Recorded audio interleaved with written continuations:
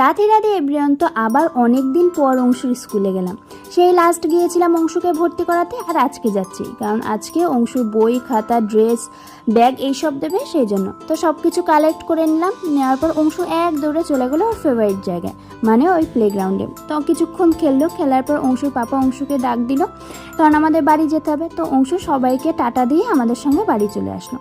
আর বাড়ি এসে কি করলো জানো, সমস্ত কিছু খুলে খুলে দেখলো, আর দেখে জামা দেখে তো খুব খুশি, এই নতুন জামা পরে স্কুলে যাবে ব্যাগ নিয়ে।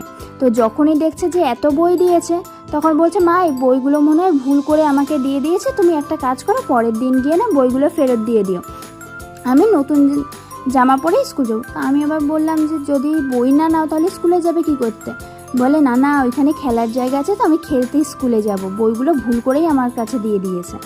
তো বোঝো কাণ্ড। তো দুটো টি শার্ট না এখনও পাইনি, মানে একটু বড় সাইজ লাগবে, তো সেটা 4 তারিখে দেবে অংশুকে।